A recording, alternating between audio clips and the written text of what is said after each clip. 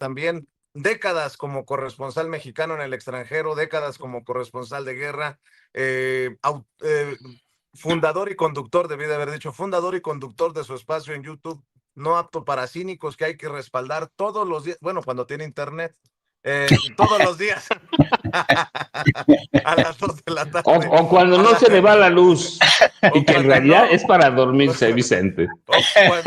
o cuando no le corta el servicio por falta de pago Salinas Pliego en Total Play.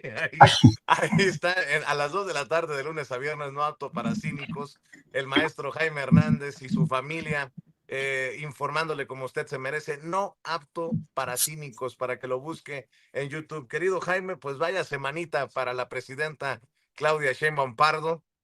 Creo que le va muy bien. Ella misma lo dice en Estados Unidos, en esta reunión de casi una hora con el primer ministro de Canadá y con Donald Trump.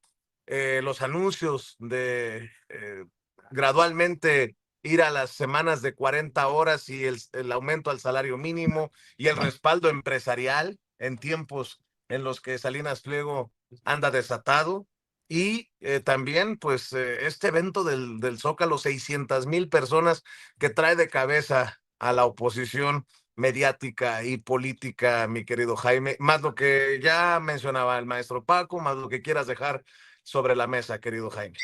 Pues yo quisiera arrancar con el tema precisamente me llama mucho la atención que en todos los análisis y todo ha dependido, la semana pasada, todo dependió del encuentro, los múltiples análisis que se hicieron del encuentro entre Claudia Sheinbaum y Donald Trump en Washington. Pero a mí lo que me gustaría destacar es lo siguiente. Fíjense bien, estamos a punto de cerrar 2025. Y en ese 2025 ha sido, yo creo que el annus horribilis para Donald Trump. Ha sido un año de horror. Está menos 15 puntos por debajo de la popularidad. Ningún presidente había llegado a ese nivel de impopularidad con menos 15, menos 20 puntos por ciento, mientras que Claudia Sheinbaum supera el 70%. Y yo creo que a Donald Trump lo sigue persiguiendo el fantasma de Jeffrey Epstein, lo sigue pues lastrando las protestas cada vez más amplias, más extendidas de aquellos que condenan las redadas de inmigración. Ha perdido mucho terreno entre la comunidad hispana. Todo parece indicar que la economía no va nada bien. De hecho, el gobierno ya se ha abstenido de publicar los informes mensuales, semanales sobre creación de empleo, déficit comercial, déficit de deuda, porque saben que es horroroso el ambiente que tiene Donald Trump. Así es que, y luego encima hay ya muchos rumores sobre malas relaciones que hay con Pete Hegseth, el secretario de Guerra, también con Marco Rubio, a quien ya le dicen Narco Rubio. Todo parece ser que se está precipitando hacia más sacudidas al interior del gobierno y escándalos que tienen que ver con el enriquecimiento exorbitante de Donald Trump. Todo eso, claro, me llama mucho la atención que siga formando parte del análisis comparativo, tratar de decir, no, pues le fue bien a Claudia, le fue buena, pues sí, claro que le iba a ir bien porque Claudia Sheinbaum ha hecho un gobierno realmente ejemplar, disciplinado. Los índices de crecimiento, aunque son todavía bastante mediocres, bastante modestos, no cabe duda que los principios, los pilares que sostienen la macroeconomía están ahí. Tenemos reservas internacionales como nunca, tenemos inversiones extranjeras como nunca. La confianza en el país es impresionante. La imagen de México en el extranjero también llama mucho la atención. Así es que si vamos a comparar en verdad, la imagen que tiene en estos momentos Estados Unidos ante la comunidad internacional es un asco. mientras que la imagen de México emerge. La pregunta que habría que hacerse es, ¿cómo le fue a Trump con Claudia Sheinbaum?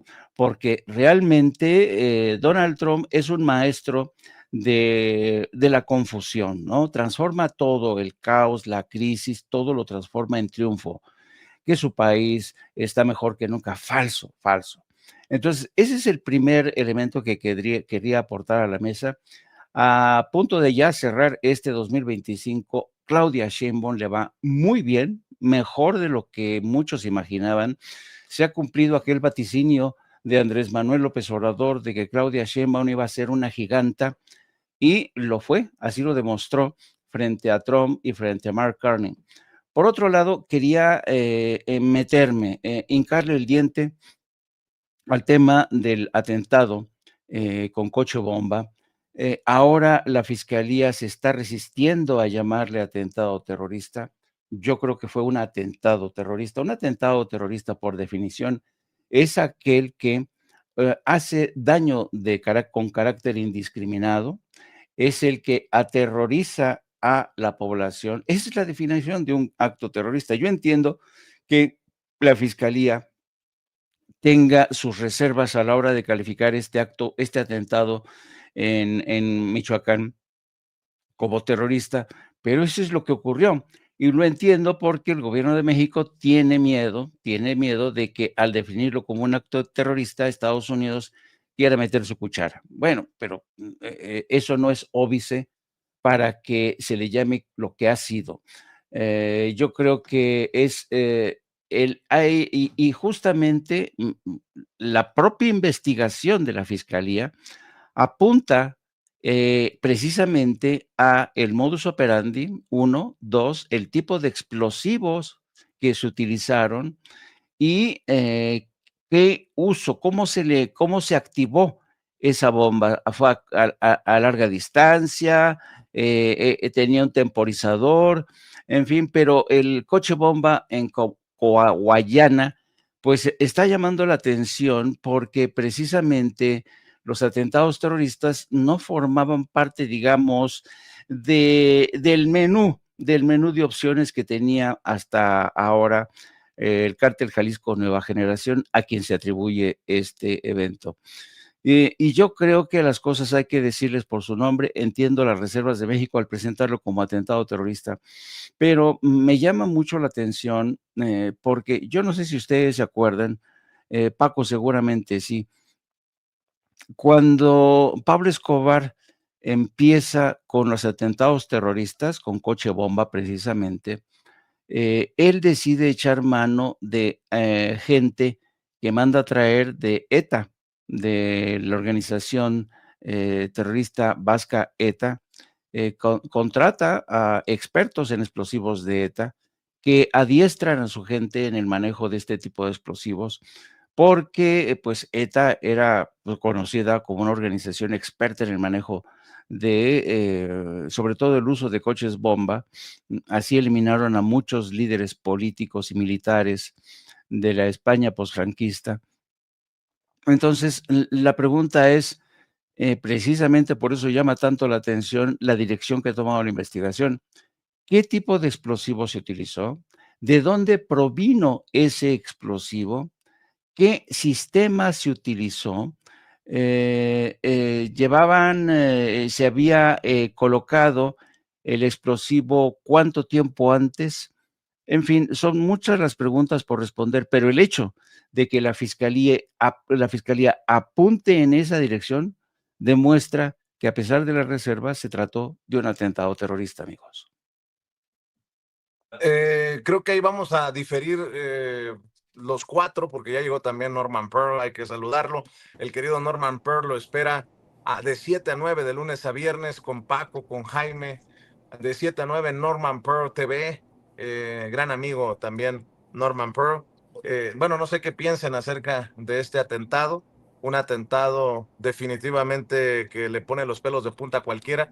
Yo no creo mucho en las coincidencias. Otra cosa, mi querido Jaime, mientras el pueblo estaba desbordado en el Zócalo, tronaba el coche bomba en Michoacán, ¿no? Mientras el gobernador venía en un camión con los asistentes de Michoacán, truena el coche bomba, mientras Omar García Harfuch hacía presencia en el evento en el Zócalo, truena el coche bomba. Bueno, así las cosas. Y bueno, por cierto, aprovecho para pedirles a la gente que nos está viendo, veo los números estancados. Otra vez nos la está aplicando YouTube, se han estancado los números y veo que nos están tumbando likes.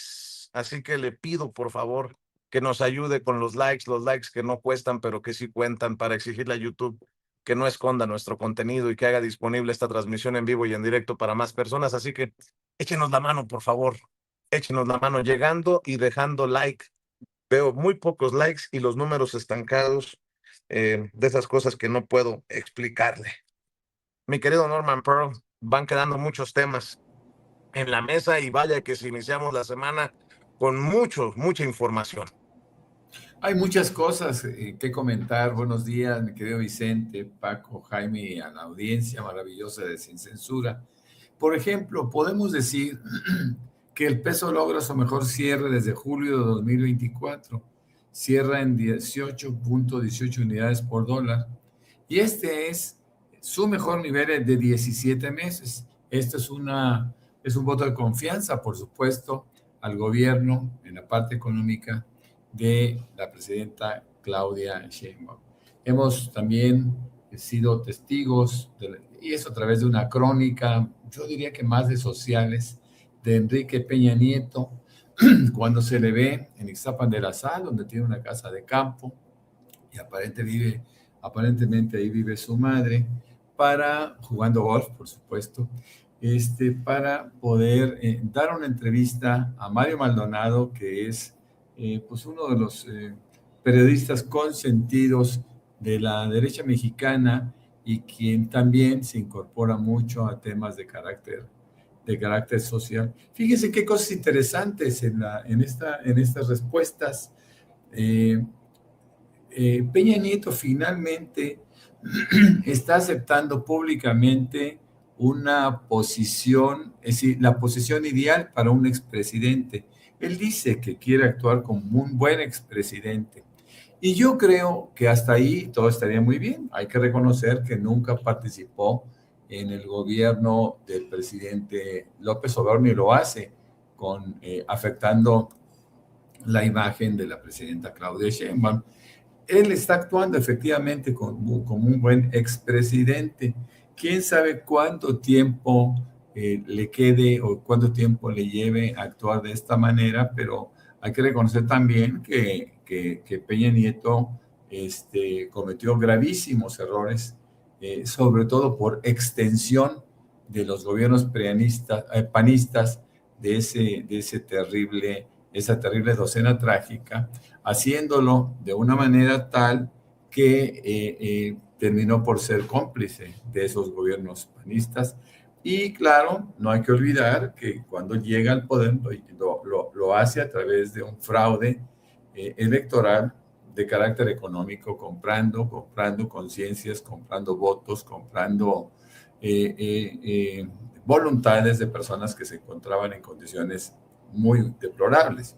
Pero bueno, hay muchas cosas de qué hablar este día. Yo creo que el fin de semana fue extraordinario para nuestro país, fue extraordinario para el gobierno de la presidenta, porque esas 600,000 personas, a pesar de las sugerencias de la oposición chiquita, esa oposición pequeñita que existe todavía en México, que se va cada día disminuyendo, bueno, pues esa reflexión que hacen del acarreo es una reflexión injusta, porque nosotros vimos cómo en el Zócalo la gente desbordaba su pasión, su alegría, su entusiasmo por poder tener un gobierno como el que tenemos ahora, que nos permite todo, a excepción obviamente de la violencia extrema que algunos quieren mostrar. Y el coche bomba probablemente de Michoacán tiene algo que ver con esta sacudida que intentaron dar para como sobrepeso a la euforia, el entusiasmo que se vivió en el Zócalo. Creo que México avanza y avanza en todo sentido. Y bueno, pues lamentablemente estos hechos aislados de violencia que están cometiendo, pues tiene mucho que ver también con la parte política. Nosotros no podemos ignorar, o por lo menos no podemos dejar de sospechar que hay cierta relación entre la derecha mexicana y los cárteles del narcotráfico, mi querido Vicente, Paco y Jaime. Pues creo que hay que seguir rascándole a esos temas, sobre todo con esto que salió, ¿no, Paco? De un agente de la DEA que presuntamente estaba trabajando para el cártel Jalisco Nueva Generación. Estoy revisando este caso, ¿no? Este agente de la DEA cuyo caso fue precisamente destapado en una corte federal de Nueva York. Fue acusado formalmente de conspirar para blanquear millones de dólares que creía eran ganancias del cártel Jalisco Nueva Generación. Cayó en una trampa de la DEA, pero yo menciono a este agente de la DEA porque eh, información de la DEA apunta a investigación sobre López Obrador o Claudia Sheinbaum. La DEA tiene dicen los odiadores de la 4T y de este gobierno que encabeza la presidenta Claudia Sheinbaum Pardo. Eso más el tema Michoacán y el coche bomba y lo que le quieras agregar, mi querido Paco. Mira, Vicente, no, los dos temas, el de la DEA es bien importante porque yo lo he dicho desde hace mucho tiempo, la DEA era un nido de corrupción en México y ahí están los elementos, no este caso, muchos, sí, Nicolás Palmieri, que fue director de la DEA en México, fue despedido sigilosamente en 2022, aunque conocimos hasta 2023 que ya lo habían dado baja por corrupción, trabajaban para todos los capos del narcotráfico, pero mira, no, sí, tú tienes razón cuando dices que vamos a estar en desacuerdo por el caso Michoacán. Y sí, hay una parte. Si yo me niego a llamarlo terrorismo, lo llamó la fiscalía, bueno, pues démosle paso a la fiscalía, pero ¿por qué me niego a llamarle terrorismo? Y entiendo que, o quiero entender que la fiscal Ernestina Godoy Ramos no midió lo que significaban esas palabras que terrorismo, que además fueron, se escribieron en un boletín. ¿Por qué me niego? Yo viví en Colombia, ¿sí? Entre 1988 y 1989, cuando era verdaderamente la época de la violencia terrorista del cártel de Medellín. ¿Qué componentes tenía la violencia del cártel de Medellín, de Pablo Escobar Gaviria, de Gonzalo Rodríguez Gacha, el falso mexicano, porque él era admirador de México, de Carlos Leder? Tenía un componente, esa violencia del cártel de Medellín, un componente que no tiene todavía la violencia de los cárteles del narcotráfico en México, político. Además de que el cártel de Medellín tenía un plan para controlar el Congreso de Estados Unidos o de Estados Unidos de Colombia, mira, Pablo Escobar se sentó nada más ahí. Era un legislador suplente, pero se sentó en la legislatura de Colombia. Sí, en el Congreso colombiano. Pero eso es una parte. Carlos Leder, que era uno de los tres cabecillas, tenía un plan político para apoderarse de Colombia, políticamente hablando. Aquí, y luego tiene otro componente que es el que le da además los visos de terrorismo. ¿A quiénes asesinaron y a quiénes dirigieron sus bombazos? Al ministro de Justicia, Rodrigo Lara Bonilla, al director del diario El Espectador, Guillermo Cano Izaza, y desde entonces El Espectador nunca ha sido lo que fue. Y luego el magnicidio que me tocó a mí, del candidato presidencial Luis Carlos Galán Sarmiento. Asesinaron al magistrado Hernando Vaquero Borda, al coronel Jaime Ramírez, al procurador Carlos Mauro Hoyos. Además fue no solo asesinado, lo secuestraron. No hay un número así de otros políticos que asesinó en el resto de Colombia el cártel de Medellín, pero tenía un plan político real y que los hace después los extraditables. Sí, era un grupo criminal, narcotraficante, pero era un grupo con un proyecto político. Aquí todavía no hay visos de un proyecto político, aunque el estallido de coche bomba, mientras el gobernador estaba en el mitin o se dirigía de regreso a Michoacán o mientras estaban aquí, estaba aquí en la Ciudad de México, quiero decir, en la celebración de los 7 años del arribo de la 4T, hay un coche bomba, no descarto que haya un móvil político, pero y a un cuartel de policía.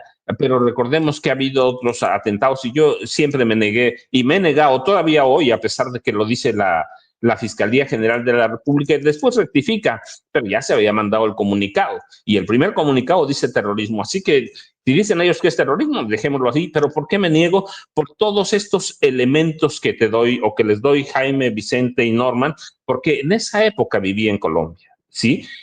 Viví poco más de un año en Colombia. El asesinato de Luis Carlos Galán, el ascenso de César Gaviria, que me tocó su primera conferencia en Casa de Nariño, la primera conferencia, yo trabajaba para una agencia interna en Nueva York, para ser precisos, ¿sí? Así que para mí los componentes políticos de Colombia todavía no los veo en los cárteles mexicanos. ¿Por qué no los veo en los cárteles mexicanos? Por una razón que yo discuto, argumento desde por lo menos desde 2007, 2008, porque el PRI y el PAN controlan el narcotráfico. Sí, a ti te lo dije cuando nos conocimos en una entrevista sobre García Luna, el Señor de la Muerte. En Los Pinos opera un cártel del narcotráfico que vengo diciendo desde 2010 más o menos. Opera un cártel del narcotráfico que controlan Felipe Calderón y Genaro García Luna. Y tanto que, bueno, ahí está condenado Genaro García Luna. Entonces, por eso no hay ese componente político, porque el PRI y el PAN históricamente controlaron al narcotráfico. Así que, y para mí, hay visos de que lo siguen controlando ellos. Es un negocio que no puedes dejar pasar, un negocio de más de 100,000 millones de dólares al año en México, solo por transportar y, claro, producir drogas sintéticas. Ya lo del opio es segunda mano. Entonces, para mí todavía no hay. ¿Por qué? Porque los cárteles como tales no tienen un interés político. Su negocio es otro. Su negocio es otro, y esto de Colombia lo vemos. Ellos tenían un plan político. Carlos Leder, Pablo Escobar Gaviria, Gonzalo Rodríguez Gacha, el mexicano, tenían un plan político para apoderarse del Congreso de Colombia y después apoderarse de Colombia. Así que eso es lo que tenía ETA. Le da un componente político, ¿sí? ETA era un grupo político terrorista. Los cárteles mexicanos todavía no son violentos, sí, muy violentos, ¿sí?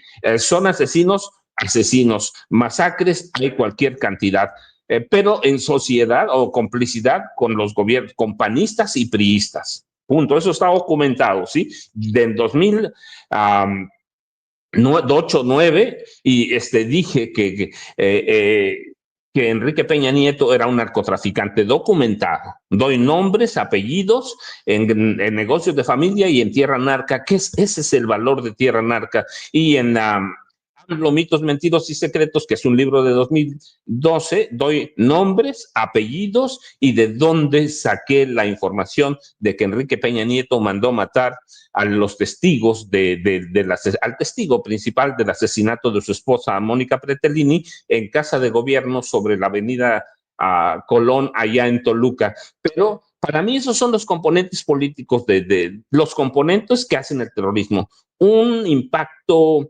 político serio. Y este es el asesinato. Yo te decía, yo puedo documentarlos porque allá viví. Rodrigo Lara Bonilla, que era el ministro de Justicia, Luis Carlos Galán, un magnicidio, lo mataron ellos en un evento, sí, en un evento en vivo. Hernando Vaquero Borda, también magistrado. Guillermo Cano Izaza, director del Espectador. Así que para mí eso es lo que sobra. Pero, insisto, el primer comunicado, y Jaime tiene razón, el primer comunicado de la Fiscalía General de la República dice terrorismo. Para mí no midieron las palabras, tanto que se retractaron después y ahora tienen que asumir las consecuencias de ese acto de haber enviado, no sé quién le dictó a la fiscal general de la República el comunicado, pero haberlo enviado con esa palabra le da otras dimensiones y pone justamente en el centro de la discusión lo que tanto evitó el gobierno de López Obrador, lo que ha evitado el gobierno de Claudia Sheinbaum Pardo, la palabra terrorismo, Vicente, Norman y Jaime. Así es, le acabo de mandar a Ceci el primer comunicado al que haces referencia, que provoca todo esta confusión o este debate, ¿no? Dice: la Fiscalía General de la República inicia carpeta de investigación. Es un comunicado de comunicación social. Dice FGR DPE diagonal 2025 de Morelia, Michoacán. La Fiscalía General de la República, a través de la Fiscalía Especializada de Control Regional en el estado de Michoacán, Fiscalía Especializada en Materia de Delincuencia Organizada y Unidad Especializada en Investigación de Terrorismo, Acopio y Tráfico de Armas, inició carpeta de investigación en contra de quien o quienes resulten responsables del delito de terrorismo. De acuerdo con la carpeta de investigación, lo anterior derivado de la utilización de explosivos para atentar contra elementos de la Policía Comunal del municipio de Coahuayana, hechos suscitados en la colonia centro de dicho municipio. Bueno, y eso pues no es ni cercano a lo que se publica después. Ahora sí, el nuevo comunicado, Ceci, que sacaron desde la Fiscalía General de la República, que es el que nos está usted poniendo desde temprano, en el que hablan de delincuencia organizada, que ve en pantalla. La Fiscalía General de la República, en coordinación con el Gabinete de Seguridad y autoridades estatales de Michoacán, realizan diligencias en torno a la carpeta de investigación iniciada por delincuencia organizada luego de la explosión de un automóvil ayer en Coahuayana. Bueno, pues así las cosas en esta Fiscalía General de la República que encabeza Ernestina Godoy. Yo no sé si le tiraron el primer buscapiés a la fiscal desde el interior de su fiscalía, de su propia fiscalía, o quién va a asumir la responsabilidad por este error, mi querido Jaime. Sí, este tema da para mucho, da para mucho, porque, mira, nosotros convivimos, nos tocó ya, hay quien le dice destino, hay quien le dice, pues, cuestiones geográficas, este es un debate para largo, porque tenemos un vecino que abusa de la palabra terrorismo. Para todo es terrorismo, terrorismo. Terroristas son los pescadores que van en lanchas frente a las costas de Venezuela y por tanto que hay que cepillárselos. Terrorista es aquel que es afgano y que ingresó de manera sospechosa en uno de los puertos de entrada de Estados Unidos. Terrorista es aquel que, ¿me entiendes? Y si uno acude, por ejemplo, al protocolo quizá el más elaborado, el del FBI, realmente te lo pone muy claro. El terrorismo es un acto que causa terror, destrucción, en fin. Pero claro, es que depende de cada caso, ¿no? ETA era terrorista, sí o no. Hay quienes sostienen que no era terrorista, que defendía una causa nacionalista frente al franquismo. Bueno, pero se termina el franquismo. Y en este caso en México tenemos que andar con mucho cuidado. ¿Por qué? Porque tenemos un vecino que abusa de la palabra terrorista. Y cuando usa la palabra terrorista, cuidado, porque pero el problema es que a todo le llama, a todo lo que se mueve, Trump le dice terrorista. Aquellos que piensan distinto como él es terrorista. Entonces yo entiendo pues este baile conceptual en el que se ha visto, ha sufrido un tropiezo la fiscal general de la República, pero en estricto sentido, desde mi punto de vista, fue un acto terrorista, independientemente de las consideraciones de carácter, ahora que todo el mundo utiliza la palabra geopolítico, independientemente de las consideraciones geopolíticas. Bueno, pero creo que de lo que se trata aquí es de un atentado, llamémosle como le llamamos, terrorista o no, que ha elevado el nivel de atención y alarma por precisamente la forma en que fue realizado, perpetrado, qué tipo de explosivo, cómo fue posible que llegara explosivo, se robó, ese explosivo viene porque ocurre muchas veces que hay explosivos que o vienen de minas o vienen también de cuarteles de la Guardia Nacional de Estados Unidos. Hay elementos que trafican, que venden explosivos a los cárteles de la droga. Por eso es tan importante investigar el modus operandi, ¿no? Y haciendo de lado eso, a mí me gustaría también hoy hablar, porque no me lo puedo perder de verdad. Quiero meterme con Enrique Krauss.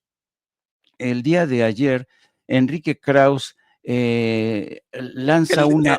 Oye, antes de que hables de lo que escribió en el Reforma, ayer Enrique Krause estaba muy triste, compungido, solo en al pie de Cochán, desayunando, comiendo ahí en el Intercontinental, y me imagino que meditando y diciendo, me la mamé con lo que escribí para el periódico Reforma. Ahora resulta que la mañanera es antidemocrática, dice Enrique Krause. No, no, no, no, no, no te lo pierdas. Dice que la mañanera entronizó el odio y la mentira. Se pronuncia a favor del fin de la mañanera. Dice que el día que se acabe la mañanera tendremos un país donde va a tener mayor cabida el diálogo, la concordia, el entendimiento. Dice que la mañanera llegó para imponer la realidad de la 4T a espaldas de la realidad de lo que está ocurriendo en el país y lanza un inventario de, ya te podrás imaginar, los más de 300,000 muertos por el COVID, como si el gobierno de López Obrador se hubiera empeñado en escalar la cifra. Realmente, esta columna, cómo se ve que Enrique Krauss ya está decrépito, cómo se ve que Enrique Krauss está perdiendo a marchas forzadas sus facultades de análisis. Es realmente el análisis que hace, es de verdad. Yo, si me lo presentara un muchacho de la carrera de periodismo como análisis, yo le pondría un cero patatero. De verdad, es tan carente de tantas argumentos y razones, está cargado de odio, de descalificación. Y dice, fíjate nada más, dice, la mañanera es obvio, nunca se ha guiado por los valores, ¿no? Se refiere a la ética de la convivencia. No busca informar, sino desinformar. No busca la convivencia, sino el dominio total. Por eso narcotiza a la población con la mentira y enfebrece el odio. No, no, no, no, no. O sea que en la mañanera que inauguró Andrés Manuel López Obrador para salir al paso de esa ofensiva sin precedentes desde todos los medios corporativos, la inmensa mayoría que ya controlan los oligarcas del poder, era ¿para qué? ¿Para sembrar odio? No, señores, era para tener derecho de réplica ante ese tsunami de ataques, eso sí, de odio. El odio a todos nos consta, viene de los programas de radio, sobre todo en Radio Fórmula. El odio viene de TV Azteca, de Televisa, de la prensa escrita como Reforma, El Universal, Excelsior. Es increíble que ante esa realidad tan patente de embestidas continuas de odio hacia Andrés Manuel López Obrador y los ataques furibundos contra Claudia Sheinbaum, ahora resulta que Enrique Krauss dice que no, que el odio está enfrente, en la acera de la 4T. Yo, de verdad, en serio, pero fíjate que a mí me da gusto que Enrique Krauss se desnude de manera voluntaria y se da a conocer de forma prístina, clara, por la forma en que escribe. Con esto demuestra que el señor Krauss estaba mucho mejor antes de que llegara la 4T. ¿Por qué?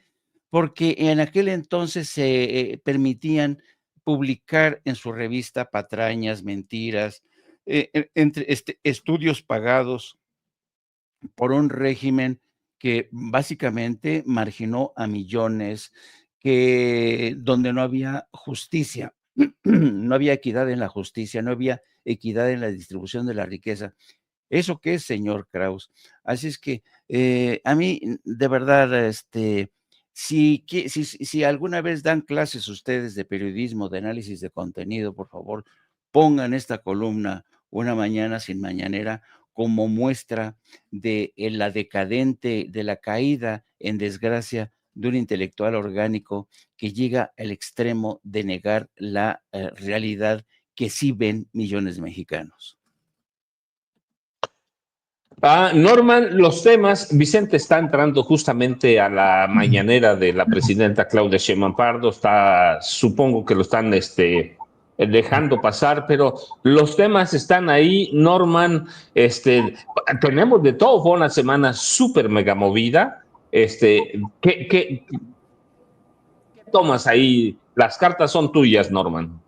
Bueno, simplemente a mí me gustaría abordar o reabordar el tema de Enrique Krause, porque él cree, siempre lo hace, que con un juego de palabras va a envolver a su interlocutor, a sus lectores, en sus mentiras e interpretaciones que generalmente son bastante vagas.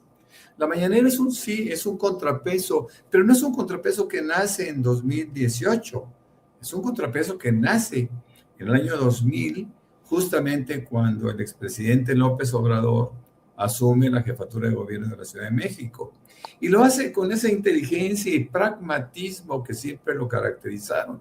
Sabían perfectamente bien que los medios de comunicación iban a ser contrarios a su mandato, a su gobierno, y lo hace con ese pragmatismo que siempre la caracterizó en términos políticos.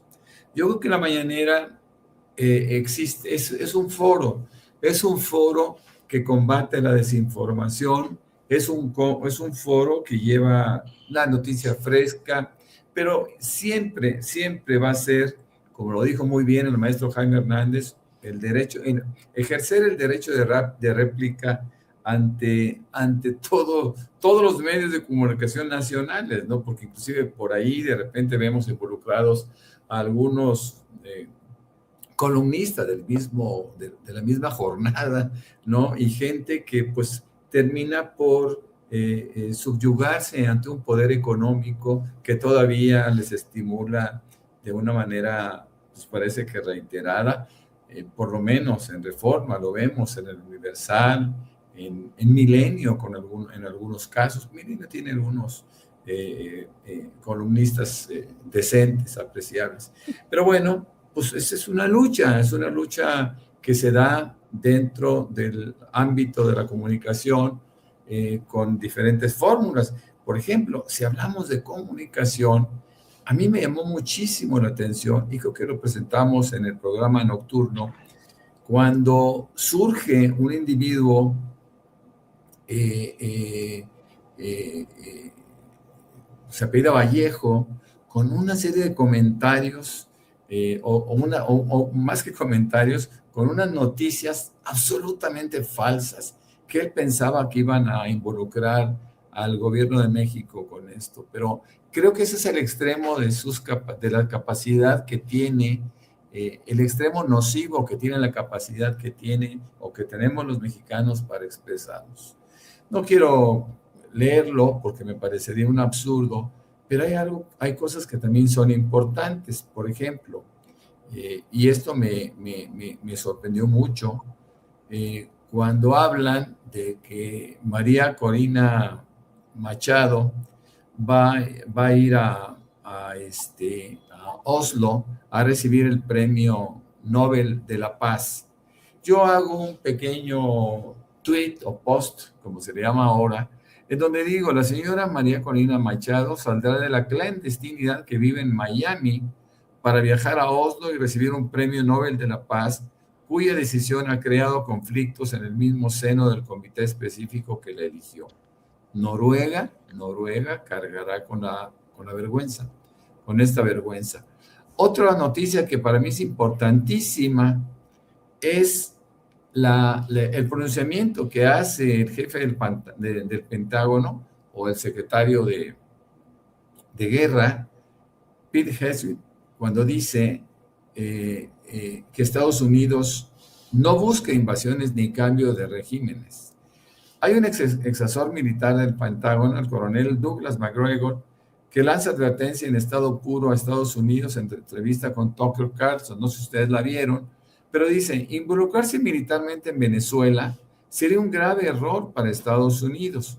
Sería otro desastre interminable como Irak y Afganistán. Pero esta vez en nuestro propio hemisferio. No tenemos intereses vitales ahí que justifiquen derramar sangre y billones de dólares americanos. El mismo hombre que predijo el fracaso en Ucrania ahora pone el dedo en la llaga sobre la nueva tentación intervencionista en América Latina. Muchos temas, ciertamente, y este de carácter internacional, pero que nos compete a América Latina también, mis queridos amigos. Jaime, y sí, tiene razón, Norman, pero esta semana y el fin de semana, Estados Unidos empezó a deslizar que Venezuela también tiene armas de destrucción masiva. ¿No se te hace ya conocido ese discurso y muy trillado, Jaime? Sí, van por la ruta de Irak cuando se inventaron el tema de las armas de destrucción masiva. No, el rearme que ha experimentado Venezuela, pues tiene que ver mucho con la acción agresiva de Estados Unidos. Venezuela le ha pedido a Rusia pertrechos militares, misiles, porque tiene que defenderse. ¿O qué esperaban? Que esperara a la mayor concentración de tropas de Estados Unidos con una mano detrás y jugando al cojo el ejército de Venezuela. Pues no, no, no, no. Este argumento de las armas de destrucción masiva, supongo que surge porque la propia Casa Blanca y el Pentágono reconocieran que justificar la guerra en Venezuela bajo el argumento de que hay narco no se justifica legalmente. Eso para empezar, ¿no? Y claro, también se tienen que enfrentar a la necesaria aprobación por parte del Congreso y necesitaban por ello mismo un argumento de peso. Se les ha ocurrido esto de las armas de destrucción masiva. Yo creo que tampoco va a funcionar.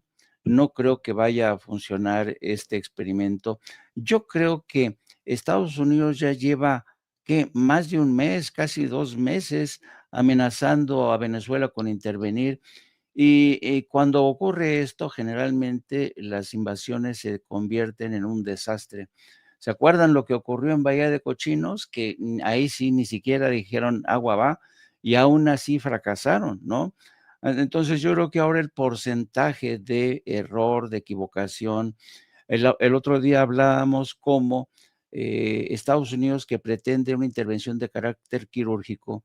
Nicolás Maduro hoy ya no duerme 2 noches en el mismo lugar, cambia de teléfono continuamente, está rotando. ¿Por qué? Porque saben precisamente que la opción que buscaría Estados Unidos es un ataque de carácter quirúrgico para eliminar a Maduro y con ello ya propiciar, empujar un proceso de transición que de todas maneras no llegará, sobre todo si la que va a estar al frente de ese proceso es María Corina Machado, quien, por cierto, el miércoles estará en Oslo celebrando, ha invitado, va a ser una especie de reunión de la extrema derecha. ¿Quién lo iba a decir? Ha invitado a Javier Milei, ha invitado a gente destacada de la extrema derecha para que la acompañen en esa premiación, que va a estar bastante deslucida porque la ceremonia, tal y como se ha celebrado durante mucho tiempo, no va a tener lugar porque hay mucha gente que no está de acuerdo con este festejo. La noche de las antorchas, por ejemplo, no se va a escenificar. Así es que yo creo que va a ser realmente interesante hasta dónde llega esta mujer, pero va a ser muy difícil que se convierta en la próxima jefe de Estado de Venezuela. Sí, déjenme decirles, no hay una sola evidencia, un informe creíble que confirme que Venezuela tenga una arma de destrucción masiva. ¿Qué son las armas de destrucción masiva? Armas nucleares, biológicas, químicas. Así que es otro pretexto, pero Norman, casi se acerca la conferencia de la presidenta Claudia Sheinbaum Pardo. ¿Con qué nos dejas, con qué reflexión en este día que hay tantísima información, Norman? Pues yo hago una muy breve síntesis. Yo creo que en Estados Unidos mismo no hay la convicción ni tienen el argumento que justifique una invasión a Venezuela, es más, a ningún otro país. Pero en el caso de Venezuela específicamente, lo hemos comentado muchas veces, pues representa un interés que va más allá de la democracia, del orden, de los derechos humanos, etcétera, etcétera.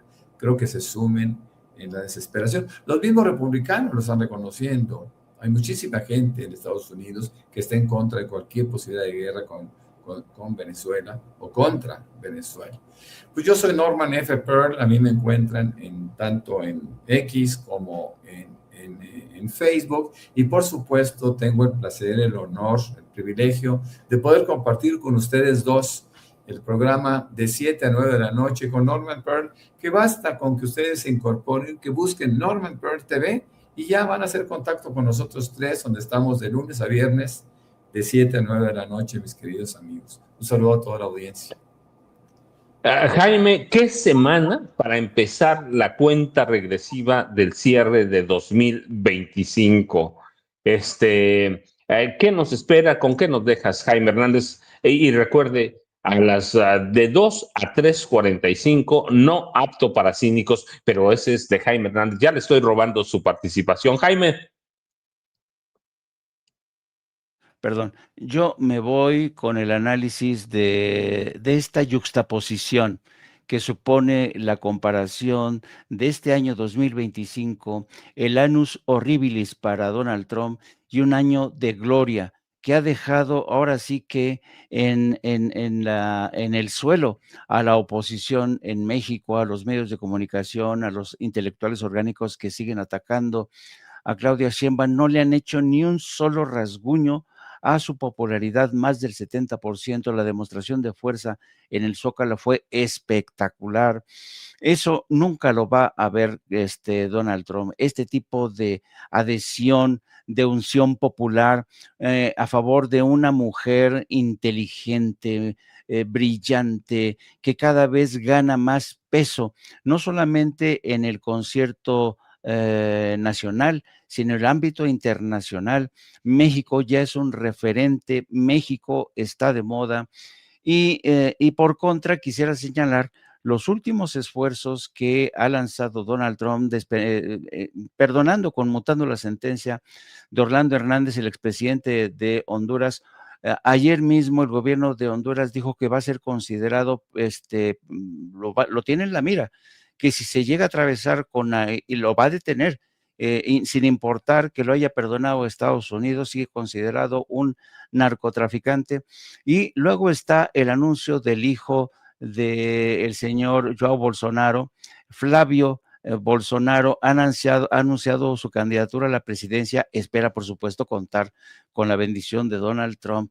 Es increíble el empeño que sigue teniendo Estados Unidos por imponer gobiernos de derecha en América Latina. Empezó en Ecuador, celebró que ahora mismo estamos viendo cómo en Honduras parece ser que las cosas se inclinan hacia la derecha, no está claro. Reactiva la doctrina Monroe, Jaime.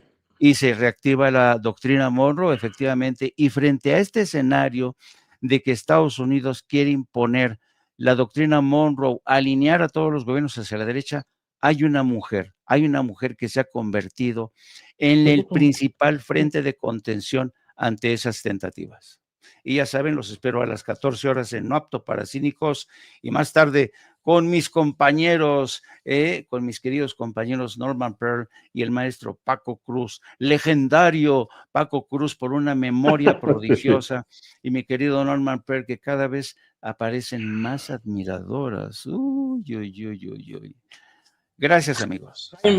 Jaime, Norman, vayan a tomar un cafecito calentito, pan con leche, que es lo que tomo yo, ya chopeo, a mi edad tengo que chopear. Pero, por favor, es que les confieso, yo desde mi época de niñez, cuando iba a los cafés de chinos allá en Garibaldi, que había algunos muy buenos, yo sigo chopeando mi pan. Yo sigo chopeando mi pan como siempre, así que por favor vayan a desayunar, a almorzar, y nos vemos al rato a las 2 de la tarde, Jaime Hernández, y a las 7 con Norman Pearl, Así que nos vemos. Pero antes, recuerden, terminando la mañanera, nos encontramos aquí con Vicente Serrano y ahí estaré un rato para apoyarlo mientras sale de la mañanera. Así que, Norman, muchas gracias. Jaime, muchas gracias. Y yo me quedo un rato con ustedes mientras aparece la presidenta Claudia Sheinbaum Pardo. Déjenme, es que vi un comentario en el chat